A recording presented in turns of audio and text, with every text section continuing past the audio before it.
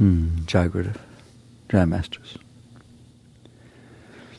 True spirituality, true personal growth, spiritual growth, is much, much deeper than what people do with it. But of course that's true of love, that's true of peace, that's true of everything we humans deal with. It's always deeper than the level we deal with it. Yukteswar, Yogananda's guru, once said, there are two types of people in this world. Those who are seeking God and those who are not. I remember when I read that back in the 70s, it seemed rather judgmental. We're not supposed to do that, separate people like that.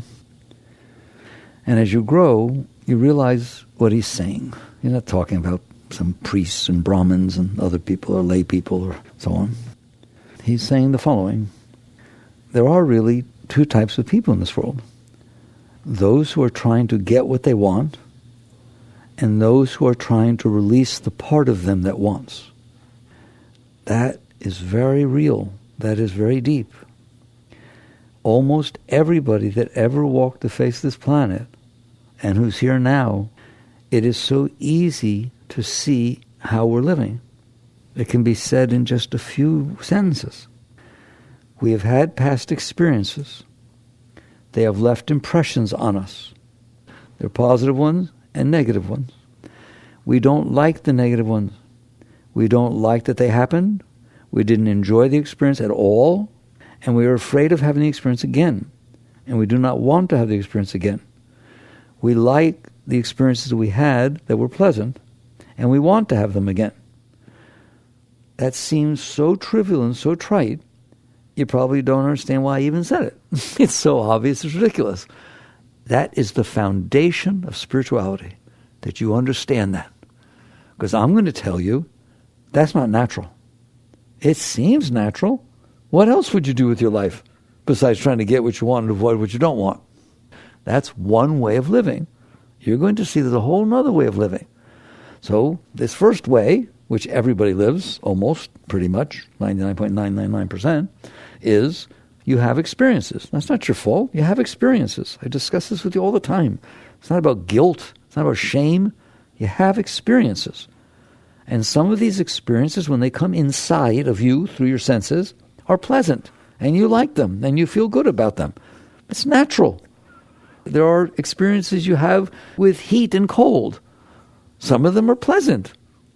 And then it gets too hot or too cold, it's not pleasant. It's a natural thing. There are sounds that at a certain volume and a certain tempo and so on, they're pleasant to you. They come in, they're pleasant. They feel nice inside.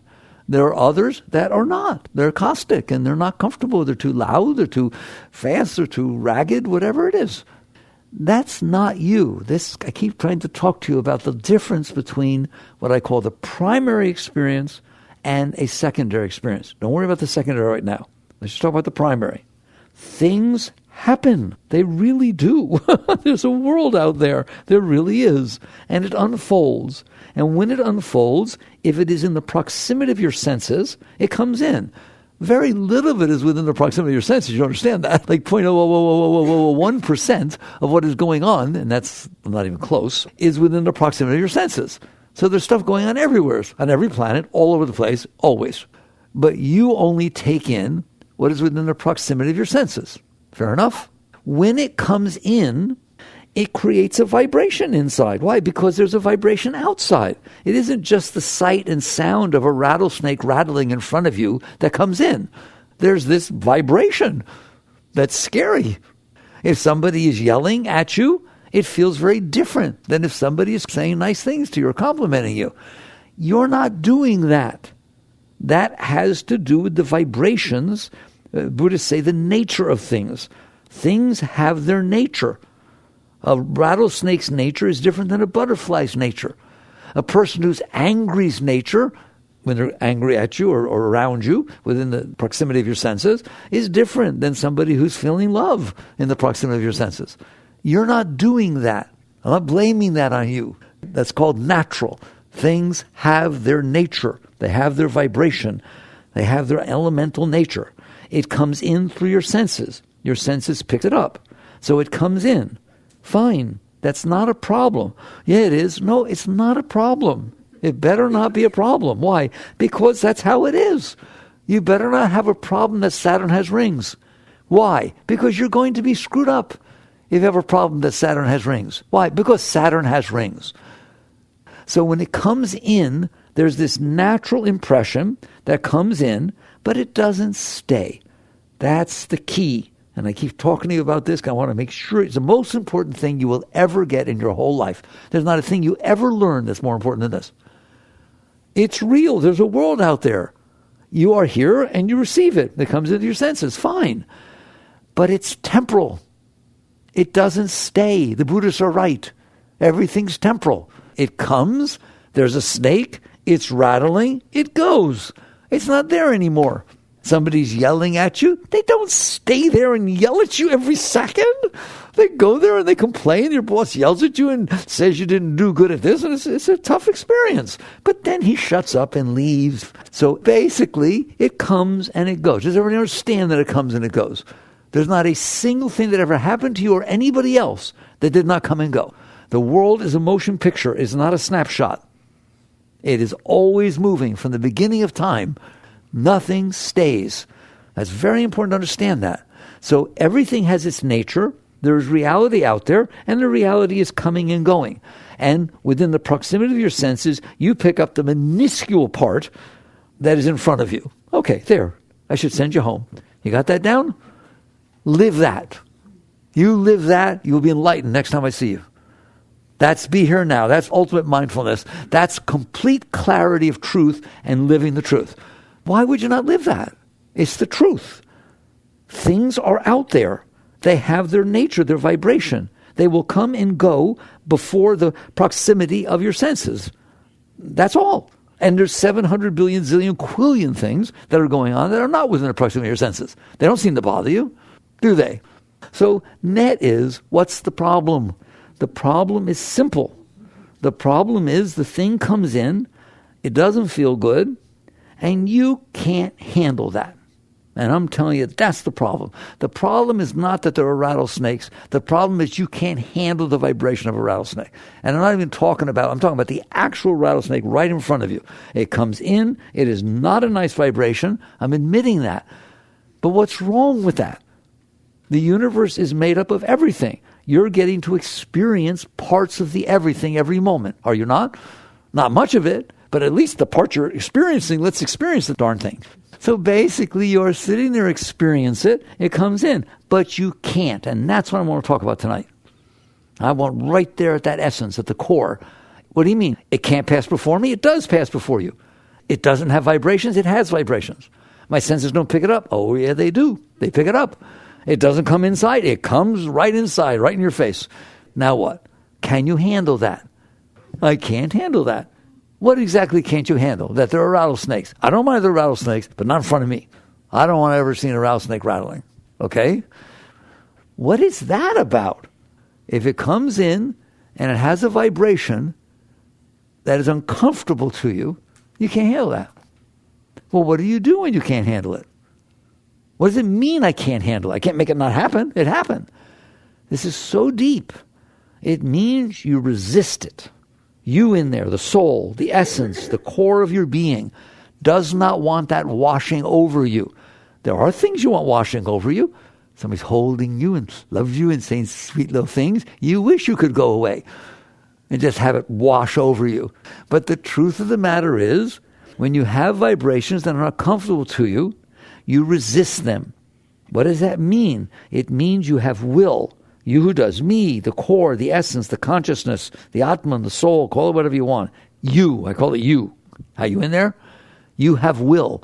You don't just sit there, do you? I'm going to just sit there, let this thing bother me. Well, what are you going to do? I'm going to push it away. The rattlesnake? Don't touch the rattlesnake. No. Not the rattlesnake. I'm going to touch the rattlesnake. I'm going to touch the experience of the rattlesnake. I don't want that experience coming all the way into my being. I don't want the person who's yelling at me getting all the way back in there like I like my husband or wife hugging me. I like that. I'm going to let that all the way in there, but I ain't letting that guy yelling at me get all the way in there. But he's yelling at you. I don't have to accept that it comes all the way back to where I am. I have the ability to create a shield. I have the ability to push this away, to hold it at bay, to keep it at a distance from me. Do you have that or not? You have arms, hands in there, and you can push things around, can't you? There's the rub. This is when it gets interesting. What happens when you do that, when you push that away? What happens is you create an alternate reality inside of you, which is out of harmony with the reality that exists outside. That's all you have to do to screw yourself up for the rest of your life, is push the thing away so that now your inner state still has it in you, but you've suppressed it or repressed it or pushed it away. So now there's something else in you that isn't outside anymore. Your parents are not getting divorced anymore. That happened when you were 5. You're not going through your divorce with your first husband. That happened 6 years ago. But it's still inside of you. You are now out of harmony with reality. That act of pushing it away means your inner state has that in it, but the outer state does not. How many of those do you have in there? Things that you've pushed away. More than our stars in the sky. You understand that? You do it all the time. You do it with the tiniest little things. It rained on your birthday when you were 8. Now it's time to have your wedding. And your fiancé and your parents want it outside. You're throwing a tizzy fit. You don't know why. I don't have my wedding outside. It could rain. I don't want to do that. I don't want to go through that. Because the impression that stayed inside of you when you were 6 years old, when you couldn't handle it rained on your birthday, is still in there. And so now when an event happens outside that has nothing to do with it, nothing, right? You're not 6. It's not your birthday and the weather's different. It doesn't matter. Because you have that inside of you, it hits that. And it stimulates the vibration. The exact vibration of discomfort that you felt when you were 6 is still stored in there, and it comes back up. In yoga, we call these samskaras, impressions that stayed in you. They don't stay in you because of them. They stayed in you because you pushed them away. Make sure we get that down. I'm afraid of dogs, let's say. And there's a pack of 4 or 5 neighborhood dogs that are trying to go home because the owner's calling them and has food. And so they're whistling, and the dogs are trying to run. But they have to go by me. And I don't like dogs. I'm afraid of dogs. So I pick up some sticks and stones and rocks, and I start throwing them in the direction of the dogs so that they stay away. But the dogs want to go home. Guess what? I have to do that forever. I have to do that forever. If I can't handle that those dogs approach me, and this is their way home, and I resist it, I'm a busy dude, aren't I? If I could handle that they're going to run by me, they ran by. They went home. I'm liberated. That's what liberation means. I'm free. And next time, when the dogs come running by, I'm not as resistant, am I? Because I realized and learned that I can handle that. I might get a little bit scared, but I can handle that. This is what it's all about, what all of spirituality, all of life, the purpose and meaning of your life is the evolution of your being. And that's what it means to evolve. It means that, isn't this silly? It means you can handle reality. You've mastered it. You understand that? All right. So when it comes in and you can't handle it, I want to really focus on this can't handle it stuff. You can't handle the vibration. You can't handle reality. You push it away. When you push it away, it is stored inside of you. You know it is. It keeps trying to come back up like those dogs trying to go home. It's trying to release its energy. Energy doesn't want to be stuck in there. The rattlesnake's not even there anymore. Like, what are you doing holding it inside so that when you hear a rattle, you freak out? When you see a rope, you freak out? When someone says, do you want to go to the reptile exhibit in the zoo? You freak out. Wow.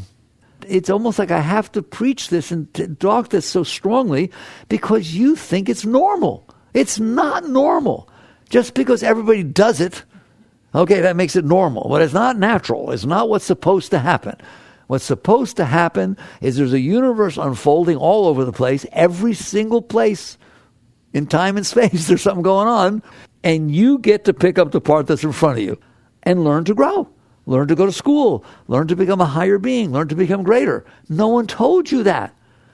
No one taught. They should start in kindergarten that they teach them this stuff.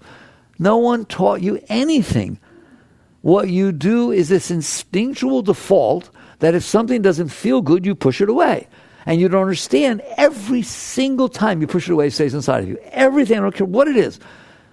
If you call out to Sally, hey, Sally, how you doing? And Sally keeps walking, Sally's got a problem with you and you got a problem with Sally. Next time you see Sally, you either don't talk to her or the first thing out of your mouth is, why didn't you say hello to me? 3 weeks later. Well, what's that? 3 weeks later? A lot of things happened during those 3 weeks. What the heck's that still doing in there? It's not the way it's supposed to be. The vibration, yes, it wasn't comfortable. I'm not saying there are not uncomfortable vibrations. I'm saying you are to be capable of handling them. You're capable of being comfortable with the uncomfortable. If you're not comfortable with the uncomfortable, then you have to push it away. When you push it away, it stays inside. That's the ultimate booby prize. Every single thing you didn't like is still inside of you. Now what happens, I started this in the beginning, I always talk about this, but in the beginning because I want to go deeper. What happens now is events continue to happen outside. They always do. It's a motion picture. They're unfolding. But now they are not necessarily primarily uncomfortable. It's not uncomfortable that you see Sally. What's uncomfortable about that? What's uncomfortable is that 2 weeks ago, she didn't say hello when you called out to her. You have that stored inside. Now when you see Sally, it's uncomfortable. How uncomfortable? Just about the same as the rattlesnake. It's uncomfortable. But that's not uncomfortable. That's not primarily uncomfortable. There's nothing uncomfortable about seeing a person. It's not like a rattlesnake, is it? The rattlesnake's giving off vibes that are meant to be scary. Your ex-husband's standing on the other side of the room. He doesn't even see you, and you get uncomfortable. I'm begging you to see the difference. So a primary is when its vibration is uncomfortable. It comes in, you experience it. A secondary is when you have suppressed these uncomfortable things because you couldn't handle them and let them go. Now they're stuck inside of you. Something comes in and hits those. That's a secondary discomfort instead of a primary discomfort. Can anybody get this? It's the most important thing you'll ever get. Why? Because 99.9% of the discomfort you will have in your entire life are secondary. It is not that often you have to deal with primary discomforts, especially with all of us. We're spoiled to death. We got our food, we got shelter, we got all kinds of stuff. What you are dealing with is secondary discomforts. You have a psyche that's messed up because of all the stuff you stored in there, and you're sensitive as could be. And anybody does anything, boo, why did he boo at me? Right? The event itself is not carrying discomfort. Hey, if you liked me and I never paid attention to you and all of a sudden I went, boo, you go, oh, he booed at me. He likes me, he noticed me. You see what I'm saying? It's not intrinsically uncomfortable. It is dependent upon what you have stored inside of you, that when it hits you, that stuff you stored, not you, I shouldn't say that because I'm talking about you being the consciousness. When it hits the psyche, the stuff you stored inside, this mesh you built inside yourself by storing all the garbage you didn't want to experience. I asked at this point in my lecture, I always ask the same question. If everything that ever bothered you, you stored inside of you, I wonder what it's like inside of you. How about bothered? Even the tiniest thing. You're driving down the road and you're in a rush. A car in front of you is driving 10 miles an hour below the speed limit, and you're just getting all upset and this thing and this kind of thing. Fine, turns off. You're all upset, fine. A week later, you see a car that's similar to the car that's in front of you, and you take the long way around. Oh, yes, you do. I ain't getting behind that guy. I don't care if it's the same car. It looks the same to me. It's unbelievable. If you store it inside of you, it's there. And you stored everything that ever bothered you inside of you, and a lot of things bother you. And the one to understand now is, you have to do it, because the examples are how you get it. You're divorced. You had a terrible divorce or breakup. You had a terrible breakup with the person you were going with. Okay, fine. That's uncomfortable. Nobody says it's not uncomfortable, but it's over. It was 2 years ago. But you haven't seen him or her since. You go to a party, somebody invites you, and there he or she is on the other side of the room. You freak out. You get uncomfortable. All the stuff he ever yelled at you about and all the problems you had and how terrible the divorce was starts coming back up. What is that? That's a secondary explosion. That's a secondary discomfort. There's nothing happening. Now it comes up. Now what I want to show you is next time you get invited to a party by that person in that neighborhood, who knows, that crowd of people, you ain't going. Why? Because now you have a secondary squared experience. It hit your secondary experience, and that was a difficult experience. So you stored that as a difficult experience. And by the time you sit there and say there are tens of thousands of these things you're stored inside, and they're in there like billiard balls getting hit all the time, they can hit each other. It doesn't even have to happen. There is no X, there is no party. You just think, you're driving down the highway, you're happy as could be, and there's some sign or something like that, and you start thinking, God, I hope someday I don't go to a party and see this idiot. Now you're all upset. And then somebody invites you to a party. I hope you're laughing because it's not funny, all right? And then you wonder why you're not comfortable inside. It's not easy to live in there. And this is why it's not easy to live in there, because you have stored every single thing that ever bothered you inside of you. So the way the first type of person lives, okay, it's simple, is they're here, they're conscious, the world is unfolding, whatever is within the scope of their senses comes in, but if it's uncomfortable, they push it away. And then all this stuff happens, and they build millions and billions of all these soft spots, sensitive spots, trigger points, I'm talking about, going on in there, and then it's freaky to live in there. Well, I don't want it to be freaky to live in there, do you? So now we have to do something about it. All right, what do I do about it? Well, I don't like that I might see my ex at a party, so I won't go to parties. I'll move. People move because they don't want to see their ex in the same town. You understand that? So, in other words, you try to solve it by keeping the garbage, but trying to do something that makes it more comfortable to keep the garbage.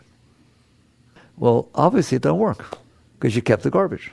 Not only do you keep the garbage, you kept doing the thing that caused the garbage. So you sit there and decide, I'm going to move because I don't want to be in the neighborhood with my ex. And then you try to move, and your boss says, I don't have another thing at the other place, and if you quit, I'm going to write you a terrible resume.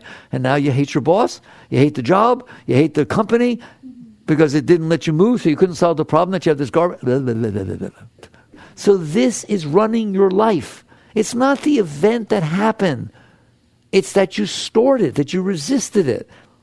It's been 2 years. Maybe he changed. Not likely, but maybe he changed, all right? You're meeting a new person. That's how it should be, literally.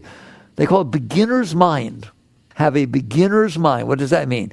Everything I'm experiencing for the first time, including my ex. I've never met him before. Whoa. Now, come on, that's got to blow you away. That's a person I've never met before. I knew somebody else years ago, but I never met this person. Have I? Wow. And you're open, you're clean. There's no secondary stuff going on in here. That's be here now. That's what it means to live in the present moment instead of to live in the past and have the ghosts of the past running your life.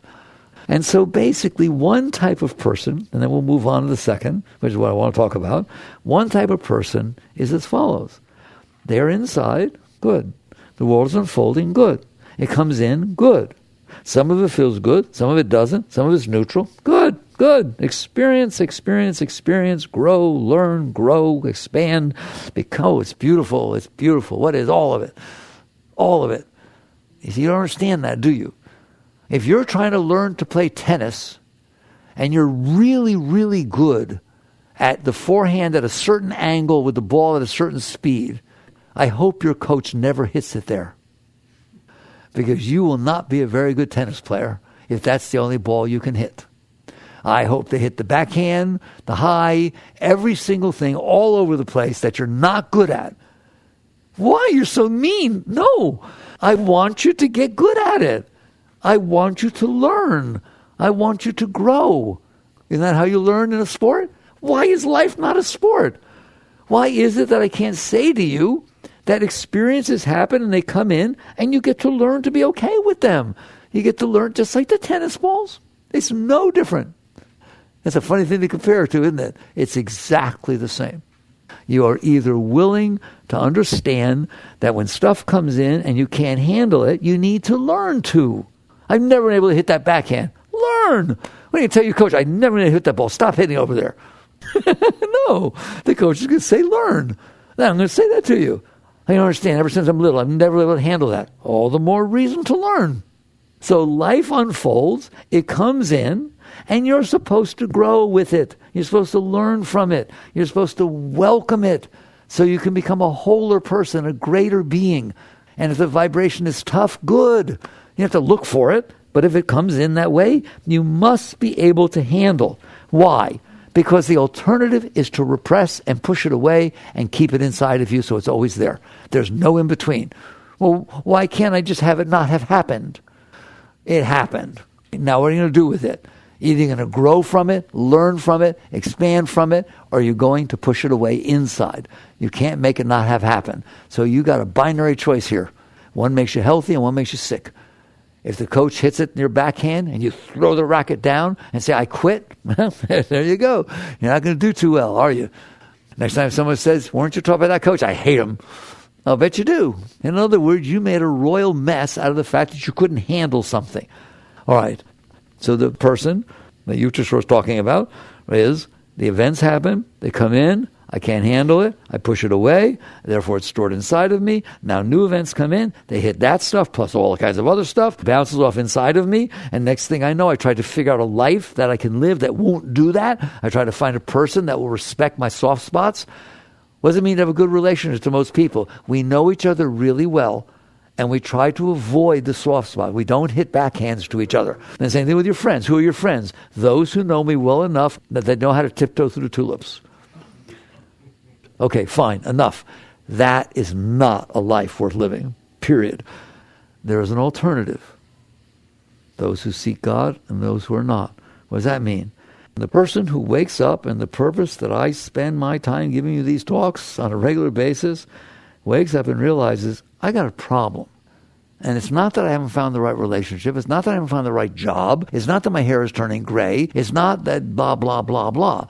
Those are things that I'm trying to get together so that I don't have to deal with my problem. I have a problem. What? I stored garbage inside of me throughout the course of my life, and it's still stuck inside of me, and I'm not okay. That's my problem. I can't be okay with this stuff inside of me. Nobody can collect everything that ever bothered them and stored inside of them and think they're going to be okay. So what's the answer? Get it out. Whoa. That is a whole nother way of living your life. One is you took it on, you keep taking it on, and you try to build a life that's okay that you got this stuff. The other is saying, I don't want this stuff inside of me. I don't want this stuff inside of me. I don't want to take any more on. No more. I don't care. I don't want to take any more on because that stuff's tough when it gets in there. And I want to get rid of the stuff that's in there. Two types of lives. Those who are devoted to their stuff and those who are trying to get rid of their stuff. How about I put it that way? Instead of those who are seeking God and those who are not. Yutre wasn't wrong. Why? Because if you get rid of your stuff, where do you see what's left? We'll discuss that at the end. Okay? The only person who has the right, really the right, to use the God word is someone who's gotten rid of their stuff. Why? Because it's kind of like this. What happens when you get rid of your stuff? OMG. Oh my God, it's beautiful in here. That's what happens. When you get rid of that stuff, what you're going to find out is you've been wasting all your energy to store it and fight it and suppress it and control the world so it doesn't hit it. You have devoted the whole of your being to your garbage. When you don't do that, what happens to all the energy that was necessary to push it away? That took energy, and was necessary to keep it away. It was necessary to manipulate the people around you so that they don't hit it. That's a lot of juice. We call it Shakti or Chi. That's your energy. It's your life force. When you stop having to use it for that, it's released. It's freed. And it goes up. You don't have to do a single thing. You don't have to do pranayama. You don't have to do kundalini yoga. You don't have to do a single thing. It goes up. Why? Because that's its natural state. Its natural state is to flow up. Well, what does it feel like when it flows up? Ecstatic. You know what it feels like? The most love you ever felt at the highest moment you ever felt love. Guess which way the energy was flowing? Up. Does love make you feel down or up? Does enthusiasm make you feel down or up? Up. Because the energy is going up. Right now, you can only do it when things match your stuff. Oh my God, he told me exactly what I wanted to hear, and it was so perfect. And it didn't at all sound like what my mother used to say. It's just perfect. Then you open. And because you open, the energy is free to go up. Don't worry, you won't stay that way. Don't you kid yourself? That's a total temporal thing that happened to line up. So basically, when you're done with your stuff, even whatever amount of stuff, not all of it, whatever you're done with, you don't have to expend the energy of your being, your Shakti, your Chi, your spirit, your will, call it whatever you want. You don't have to use it to mend and maintain all this mess that you have inside. And you know you're doing that now. When it's free, it goes up. And when it goes up, it opens the centers, and you start to feel love, you start to feel joy, and then it goes up even higher. Love's not even high. Love is not high. Love's only high because nobody has it. Love is fourth chakra. There are 7 of them within the body. And the difference between third chakra and fourth chakra, meaning your ego and all the struggle and control and feeling love, that's a big difference, is nothing. Nothing. It's exponential, the difference as it goes up. You start dealing with 5th, 6th, and 7th chakras. But you don't have to do anything. If you let go of your stuff, the energy's going up. What energy? The energy that used to keep you down, that you used to expend to maintain all this stuff. How would you like to wake up in the morning and have nothing on your mind? How would you like to wake up in the morning and have nothing on your mind? How would you like to go through a day, and when you're finished, put your head down and giggle? I told you what it's like to be a high being. You wake up in the morning like this. I'm back. I wonder what will happen today. I wonder what lessons I'll learn. I wonder how I'll grow. This is so exciting. What is? Everything. Then you go through your day, growing, experience, let's do it. Okay, how do you go through your day? Every single thing that happens to you either raises you or hits your stuff. And if it hits your stuff, it starts to get uncomfortable. Oh boy, time to get rid of some stuff. You don't even know which one you like better. That things unfold in the way you like, so you got high as could be, or it hits your stuff so you can get really high later. You start to catch on that the more you let go of your stuff, the higher you are naturally. So which would you rather have? To just live in where you already are, or hit the stuff so you can get rid of it and go higher? And that's what happens. So there's no such thing as a bad day to a high being. That doesn't mean things don't happen that you would say bad, but they use it to grow. They use it to let go. They use it to not resist. They use it to evolve. I tell everyone, some of you get to that point, you're a veteran of the foreign wars. You went through it. God makes warriors, great beings that can handle the fire, beings that can handle life. This stuff comes in. Yeah, been there, done that. Been there, done that. Sure. Does it mean it feels good? No. But I'm comfortable with the discomfort, and I know it comes and goes. So I'm comfortable. It doesn't bother me. So then at night, such a being lays their head down, and it's just like so full. What a beautiful, beautiful day. They're not thinking about what happened. You're not the same any day to the next day if you're growing spiritually. You're a different person because you don't have all the soft spots. You let go of some stuff and you don't ever take any more on. It's almost like a measure to see whether somebody's really growing. It takes 1 second to take on a new one and years to get rid of them, doesn't it? Work with yourself. Do not ever take on another samskara. I'm going to look right in your eyes. If somebody's sitting there yelling at you, what I would like to know is while they're yelling at, not they're done yelling at you, do your mantra. While they're yelling at you, can you do your mantra? Are you a centered, conscious being that is capable of handling the energies that are taking place in front of you while you maintain your clarity and center inside? I want you to do that with everything. It doesn't mean you don't have feelings. It doesn't mean these different things don't happen. It means you're able to handle them. Okay? And so basically you get to a point, it takes a long time, but every single bit that you grow, you get more energy. You're releasing bad stuff. But I'm telling you, the first is don't take new stuff on. And especially the stupid stuff. Get all upset because it rained today. You do it all the time. Get all upset because your hair is turning gray. Get all like there are things that happen in life that are natural. It rains. You get older. How can you let that upset you? It's so funny. There's nothing upsetting about it except you decided it was upsetting. There's nothing wrong with the fact that it's raining except you decided you didn't want it to be. There's nothing wrong with getting older except you decided you didn't want to. Work with yourself. So you don't build a psyche inside that can't handle things. Turn it around. Work with it so it can handle things. Neutralize events when they happen. Don't wait till later. As much as possible, anything that comes in, primary, that's not comfortable, respect it. We said there were going to be primary things, and to every life some rain must fall. There's going to come in. Don't let it leave impressions. You don't need any more scars. You got enough stuff going on in there. Use positive thinking. God, what a great thing. I learned from this so much. That divorce was unbelievable. I mean, it was pleasant. Of course it wasn't pleasant. But I learned tremendous about myself and about another person and about how bad relationships can go. I wouldn't trade it for the world. That's how you should be talking. Why? Because you went through the divorce anyways. That was bad enough. You want it to scar you for life? And so you decide, I'm going to live my life the other way. Remember I started? Those who are seeking God, those who are not. The only reason he called it seeking God is because if you let go of this stuff, guess who you find? That's when you find God.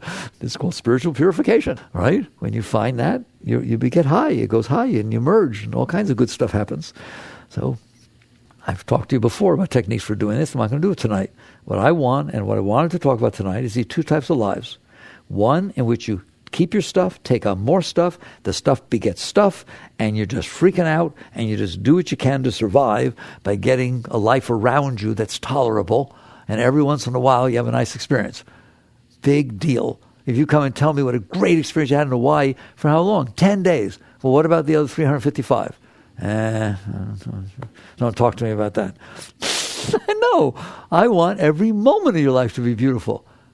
You don't think it can happen. That's because you only think beautiful happens when it matches your stuff. No, beautiful happens when you don't have any stuff, when you get rid of your stuff. So first, you don't take on more, and you need to work on that. I don't care what happens. The other day I was talking to somebody who had a bad experience, and it wasn't her fault at all, but she had a bad experience. And it was difficult, and I just asked, I didn't ask what it was, right? I just asked, the moment you had that experience, did you start doing your mantra? Because the second it hit, and I got embarrassed, and I got all this crap started happening inside, I started doing a mantra, and I started doing positive affirmations. That's the best you can do. It's called working on yourself, working with yourself. Just every moment, do what you can to raise the energies. Don't let them go down. Don't let them leave scars. If you get strong enough to handle your everyday life, what's going to happen is the old stuff will come up naturally. Don't worry about it, because you're not putting other stuff on top of it. It's a LIFO stack, for those of you who know inventory management. Last in, first out. Whatever bothered you last tends to come up right away. When you don't have that, then the old stuff starts to come up. What do? Let it go. And you become a letting go machine. Purification, just constantly. Life is your best friend. It's hitting your stuff. You're letting it go. You let it go. And I'm telling you, you will get so high you can't see straight. You'll have to learn to handle your high. You can go to work and have a wonderful time. You can come home and have a wonderful time. And I want that every day you get a little bit better at having a wonderful time.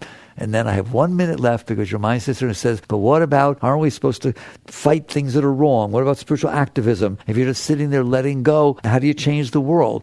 When you're okay inside, you're going to naturally work with things that pass before you. Instead of using them to make you be okay, which is what you're doing now, when the moments unfold in front of you, it's what can I get from it? I'm not okay. What do I need to take? What do I need to avoid? When you're not doing that anymore, you'll find out that you're present, you're calm, you're there, and you can help the moments as they pass before you. And yes, maybe you're an activist, maybe you're this, maybe you're that, but you're not reacting out of your stuff. You have no idea how beautiful it is for you and everybody around you when you're done. It's called being done. Done with what? Done with me. You're done with you. I don't need to do me anymore. Wouldn't that be fun? It doesn't matter. When you're done with you, you can help others. When you're done, there's nothing left in there that needs anything, because you're being fed from inside. Now come out here and you'll help everybody. Very good. Jack.